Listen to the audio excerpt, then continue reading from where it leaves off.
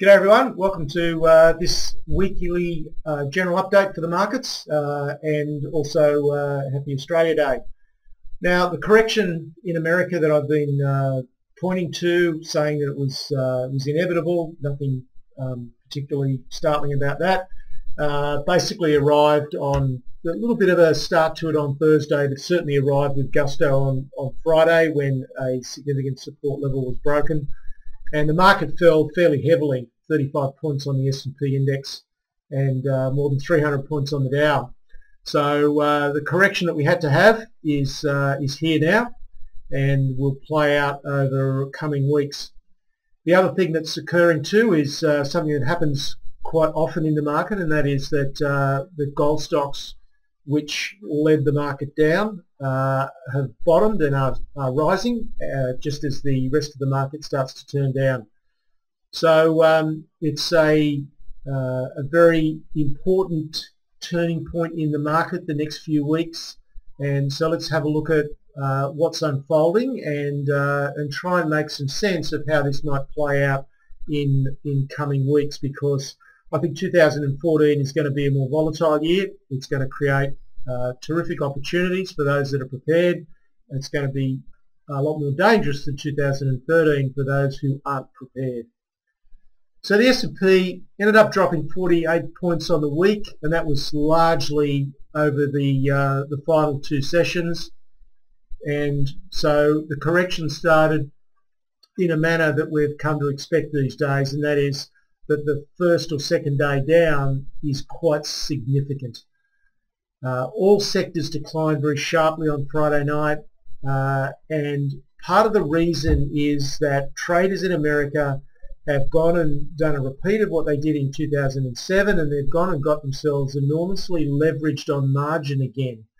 I don't know why people have to do this. You can make some excellent returns with relatively low risk in the market without using leverage, but people get greedy and they just progressively leverage up and leverage up, and because of that situation with margin debt, people are forced to get out of stocks, not because of necessarily technical signals, but because they just run out of the capacity to hold that many positions. So there's this forced liquidation that occurs as well. So as I look at things, when we have a look at the chart in just a minute, a mild correction is possible. I mean, the American market has just been so powerful.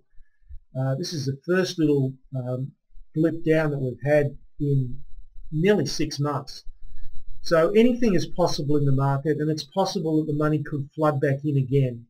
But I just don't think it's very likely. I think this time round we are going to get a correction of a bit more substance. And I'll show you why. Now I'm looking for 2 to 4 weeks as a minimum, and it generally unfolds in an ABC pattern. The reason that happens is because that's just what human nature will dictate and behave like. So let's have a look at the S&P index. So as usual, good technique when you're looking at charts is to pan back right back and get a big picture view of what's going on. So these lows here, just left of center on your screen, is September 2011. That was really the last time that we had any sort of really significant decline in the market. We got a couple during 2012. There was one here in April through to June, and another one from October through to November of 2012. You can see that was the last time that the S&P index came down to the red line, which is the 150-day moving average. So 2013 was an extraordinary run. You can see the index is as far above the moving average as it ever gets. It's been that way now for quite some time, since the end of October, so we're talking nearly 3 months now. So we are way past due for the S&P index to at least get down and have a little flirt with the 150-day moving average. Now, the best case scenario, which I don't think is all that likely, is that we would get a 61.8% retracement of this last run from the lows of the 9th of October to the recent highs. The reason that I think it'll go to at least there is that we've got, I think, a bigger picture retracement on our hands. Markets tend to play out in an ABC correction. By that I mean that we get an A leg down, so there's the initial selling. Then we get a bit of a bounce in the market, and it won't necessarily play out as cleanly as this. There could be a few other sub-waves within this, but we get a bit of a bounce in the market. And the reason we get a bounce is that there's still a lot of people who are fairly new to the market who don't believe that the party's over. And so inevitably there is a degree of buying. And the nature of this B-leg rebound, how far it goes and what the candles look like and the volumes associated with them, tells us a lot about how this correction is likely to unfold. If it's quite strong, this B-leg, then we don't get very much more to the downside. But if it's fairly weak rebound, then we're likely to then see a C-leg that will come down to this level. So that's what I mean by the ABC pattern. Now if we pan back and look for a more likely support level, and we put our Fibonacci structure on the whole run from November of 2012, then we could look to the 38.2% level, which comes in at about 1658. Also corresponds with these highs of May 2013, and also there's some other support levels here at around about the similar level, around 1650. So if that were to play out, a 38.2% retracement of this whole run that's been going now for about 15 months, then that would be pretty normal. It would still be consistent with a strong bull market, which is my basic position on America. I'm not fearful of a market crash. I know there are some commentators that are calling for a market crash. I just don't see it. There's too many things going well in America. In terms of the energy revolution and the impact it's having on manufacturing, the housing market, the employment market. There's just too many good things going on in America at the moment for this not to continue as a pretty good primary bull market. And in any case, it's only just broken out really from the all-time highs. If we go back here, you can see there was all-time highs at around 1550. We haven't broken out that far above that. So I think a pullback to maybe 1650 is a logical area to be looking at, and that could take anywhere from 2 to 4 to possibly 8 weeks to play out. So there's a lot of opportunity going to be had this year, huge amount of opportunity. It's going to be volatile. It's going to be more volatile in 2013. That's good on the one hand because it means more volatility, it means more opportunity. Prices move faster and they move further, but it means you've got to be more discerning about your entries and you've got to be more disciplined about how you take your profits. So that's how I see the S&P playing out this year. Just looking at the value in the American market, and again commentators are making a point about so many stocks in America are grossly overvalued, and I agree with that. But there's also a massive divergence in value. We've got stocks like Netflix trading at 130 times earnings, and that's just stupid stuff. You've got a company like Tesla Motors, which is making this electric sports car. They're trading, they've got a market capitalisation of about $18 billion, which is nearly 1/3 of General Motors. General Motors sells 2.5 million cars. Tesla Motors has, I think, just sold a couple of thousand cars.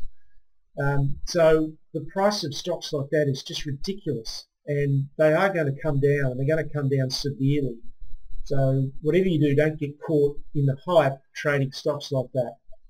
But on the other hand, if you look at some of the technology majors like Apple and Microsoft and Oracle that are trading at 10 to 12 times earnings, that have got tremendous upside with this convergence going on over internet information and technology and entertainment. I think the upside in these stocks is substantial. They also are sitting on massive amounts of capital, of cash. Apple alone has got nearly $150 billion worth of cash on its balance sheet, and the Microsofts and the Apples and the Ciscos have got in excess of $200 billion worth of cash. Now, if those companies start to buy back their shares, then that's going to provide a real earnings boost to their earnings per share, and hence make their PE multiples look even cheaper. So I think there's some stocks with some terrific upside in America, but equally there's some stocks that are just stupidly overvalued. So it's an interesting mix in the American market. Now, turning to Australia, for the record, the ASX 200 index, which regular viewers of this video know, I think I don't track it very much, doesn't have much meaning to me because it reflects such a narrow part of the market. We continue to see the rotation from banking stocks to resource stocks, which is normal. It's not to say that bank stocks are going to fall, but I think they're going to stop going up. And resource stocks have got plenty of capacity to move to the upside. Now, there was a big fall in America on Friday night. Our futures market was down significantly, 100 points or so. But you've got to remember there's another US trading session on Monday night before our market opens. Now, the US market in the very short term is oversold. I'm highly positive it's going down further, but it could bounce for a couple of days. It was such a big initial sell-off. So we could well see a bit of a bounce in the American market on Monday night. So the falls in our market on Tuesday could be a bit more modest than would otherwise be the case. And we had some decent falls on Thursday and Friday anyway in a lot of stocks. So just looking at, let's have a look at the resource, resource stocks. So you can see they've been pretty positive over the last few months. There was a bit of a jump up in June to August, and they've largely tracked sideways with a bit of an upward bias. Whereas if you look at the banking stocks, you can see they've got a downward bias to them. So there's definitely money flowing out of the banking sector and flowing into the resource sector. Now, if we wrap all that up and look at the ASX 200, it's really a combination of the two. It's possible our market might be down under 5,200. In fact, probably highly likely under 5,200 on Tuesday when it opens, but it does depend quite a bit on how the American market performs on Monday night, I should say. Now, turning now to gold. Gold rose $14 on the week. The signs around gold stocks are looking terrific. Not so much here, but certainly in America. And gold stocks, to my mind, have certainly confirmed the start of a new phase. But as always with gold stocks, expect volatility. Do not expect gold stocks just to go straight up from here. They will be volatile. The other thing that I would also say to you is do not lock in preconceived ideas about what gold and gold stocks are going to do. I had an email from someone who watches this videos the other day, a non-member, who said categorically this is a dead cat bounce in gold, it will go down. Now, he might be right, but the danger, of course, is that you lock in a preconceived idea of what you think is going to happen, and so you lock out the ability to look objectively at the market. So I would encourage you, please keep an open mind. Just trade it the way that it unfolds. And I think the way that it's looking at the moment is very positive for gold. And we'll have a look at those charts in just a minute. But copper, eased back a little bit, but really commodities weathered the storm on Friday night pretty well. Copper was only down a few cents. And oil actually went up slightly to 96. So despite that sudden fall in stocks, commodities look pretty good. This is the copper chart. You can see it's still basically trading where it has been for the last 6-7 months. So let's have a look at gold and gold stocks. First of all, gold. So you can see here it's right on this first level of resistance. It's really looking like it's basing to me, but I'm still keeping an open mind. A retest below 1200 is possible.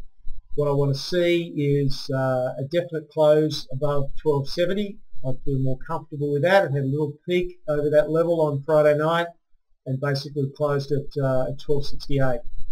But the real level that I want to see it get past is 1440. A close above 1440, I believe, will be definite confirmation of the start of a new bull market in gold, which I expect to run for several years and take the price of gold well beyond $2,000 an ounce. That will probably be associated with a new financial crisis, I would imagine, so it won't necessarily be a great thing for stocks in general, but by that stage gold stocks will have well and truly taken off, so you need to get a seat at the table of gold stocks well before that happens. Just as a matter of interest, silver hasn't really taken off yet. Now silver traditionally will outperform gold, and the fact that silver hasn't done anything yet, it's in a very narrow band, so I would expect a breakout in silver soon. Logically I would think the breakout is to the upside, but again I'm not predicting anything, I'm just going to play it as it comes. The reason that silver has not started to move yet is why I'm still a bit cautious on gold. So let's look at the gold stock indices, the GDX first of all. Definitely started to move higher. Now it did this in July, August of 2013. We formed higher highs and higher lows and it all looked good, but then it failed. Now it could happen again. However, I am seeing a lot of other things in other markets that suggest to me that this is the real deal this time for gold. In particular, when you look at some of the junior gold stocks that I've been trading and investing in America, that some of those moves there have been far more emphatic than what we're seeing here in the GDX index. So that's one reason. Secondly, some of the fundamentals, the number of traders who have been short the gold market has been massive, but that's tailed right off, so there's a lot less short positions in the gold market now than what we've seen over the last 2 years. So I think that's a very positive sign. If you look at the GDXJ, which is the junior index, again the index is not really showing us anything terribly powerful, but if you look under the bonnet and you look at some of the better gold producers in North America, then the patterns are a lot more positive than what we're seeing here. I'm not saying that you should basically pile into gold stocks. There is still some risk to the downside. There is certainly risk of volatility, but I think in the long term, I think this is probably the point of the real deal for gold stocks this time. Now, from a strategy approach, 2014, it's going to be a great year potentially for trading profits, but it won't be an easy year. There'll be far more volatility, the moves will be much sharper. You need to be a much clearer and disciplined trader than you were in 2013. Now, I'd expect this correction to take a minimum of 2 to 4 weeks to play out. My advice to you is ensure you're cashed up. There'll be some great opportunities, but they won't necessarily be easy to get a hold of. Gold stocks to me are the big story right now and will continue to play out in that way. What I do in my business is to really provide the additional element of support and guidance and perspective that helps members make money. For anyone who's not a member and wants to understand a bit more about how we do things, then please feel free to get in touch with them. That's it for this weekend update. A little bit longer than normal, but important turning point in the market, I believe. So that's it. Once again, best wishes for the Australia Day long weekend, and talk to you next weekend. Cheers.